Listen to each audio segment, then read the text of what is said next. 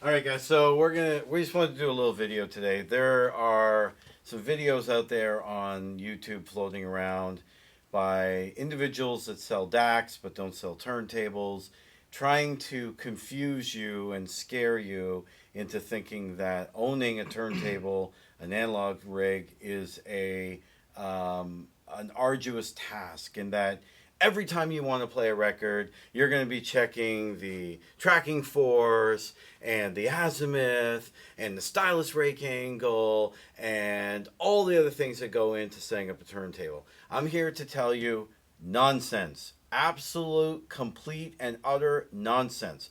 Once the turntable is set up by your local dealer, by your dealer, and professionally done, like by Mike or myself, and it's set up, it's good to go. I set mine up at home, my turntables. I haven't looked at them in 7 years. There's no reason to. There's no channel imbalance. There's no tracking errors. There's no problems. Sure, if you want to geek out and once a year triple check all of everything, you can do it.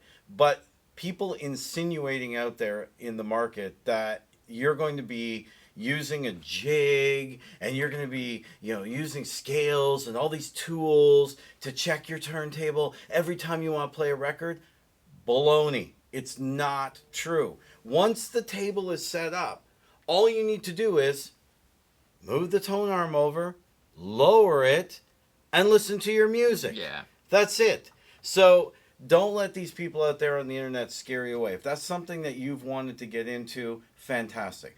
Let me tell you a little bit else about. Actually, I'm gonna let Mike talk about turntables and turntable setup as well.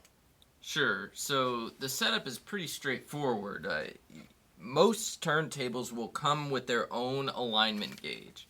Now this looks scary, and they made it out to be really scary in the video that I saw. But it's pretty straightforward, and some of them are better than others, and you can get aftermarket ones as well that work just as well. But during the initial setup, you use this gauge to make sure that the cartridge is aligned correctly on the tone arm. So it's a very simple process. Once you could do it at home, it's so easy.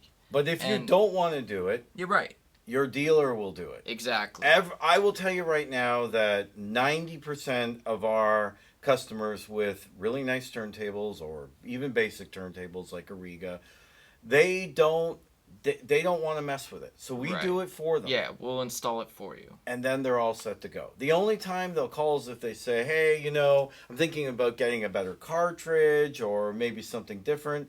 But you know what? That's even rare. So once we get a good turntable system put together, the cartridge, the tone arm, the table, and the phono stage, once that is put together, you know what?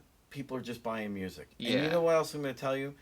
A great turntable today will be a great turntable in 20 years from now.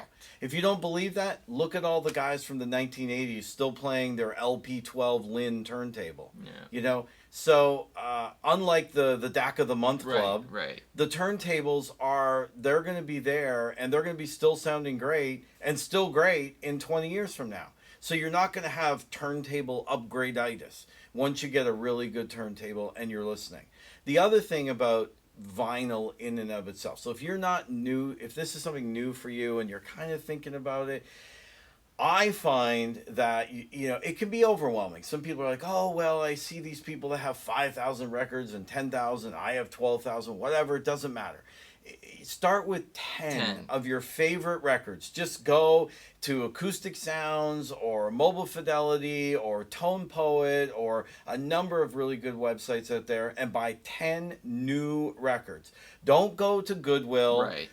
Don't go to the thrift shop and try and find, oh, look at this for 79 cents. Yeah, sure. Occasionally you'll be able to get that. But when you're starting out, you want to actually get brand new records, okay? And it's worth it. It's totally worth it, especially if down the road you're thinking, you're not going to be purchasing a record clean machine, even though I think that is something down the road you will want to have because over time, they do collect dust and fingerprints and things like that. So it's an analog medium. Exactly. So something like a degritter or something similar would be a really good record clean machine. Also, we have like the Audio Quest. I thought I had one here. Oh, here it is. something like this you can get on Amazon. We sell them as or whatever. These are like $20. The Amazon record cleaning brush. And again, when you're cleaning the record, you want to put it at an angle. It's going to be spinning, so the pliers going to be spinning, and you want to move everything out here. You want to move everything out there. Now, you can move it to the inside, but I think most people, I've always done it this way. I put the brush on as it's spinning, and you kind of slowly move the dirt and stuff to the outer groove. So this also reduces static as well. yes. So this So not the zero stat, the zero stat that was shown in a video that I saw on Correct. YouTube, Yeah. that's not necessary. I have one somewhere buried in my Right. closet, and I can't remember the last time I ever thought about using one. I think somebody gave it to me, so I have no need for it. I guess if you live in a super dry climate like Colorado, maybe something like that would be an issue. But this nonsense of, oh, every time you want to play a record, you're going to have to do 75 things to get it just right. Baloney. That's absolutely 100% not true. That couldn't be further from the truth. So if you want to get into analog, I highly encourage it. And I'll tell you a couple of reasons why. Number one, you're going to be more involved with the music. You're going to be learning about the recording process, about the pressings, about getting the best version of that album. If Dark Side of the Moon is your absolute favorite album, then you know what, you may want to hunt down a 1970s Japanese pressing of Dark Side of the Moon, and it will blow away anything digital that's out there today. Yes. So if that's your favorite album, that's something you can go on. So that's part of the hobby. That's part of something that you may not be currently doing. The other thing is, I don't know about you guys, but when I get at home and I have an iPad, I sit there and I'm like, well, I don't know what I want to listen to. If I turn around and start going through my records, I'll pull out stuff. I'm like, oh, I haven't played this in a long time. I love this album. And it helps you to actually choose what music to listen to. So I think it's a great part of the hobby. I think it's something that you can really enjoy. Are there pops and clicks? Are there noisy records? Are there things that can make you, crazy when you're listening? Absolutely. But there's also that other side that it's just so good. When it's good, it's great. And I think that's an important part of the hobby that everyone should experience, even if you have a very simple, Riga P3 or Right. P8 or VPI. You can get incredible sound out of those. You can. We were just listening to the Riga P8 in the room next door with what was it? Coltrane. The Coltrane. Blue Train. Right.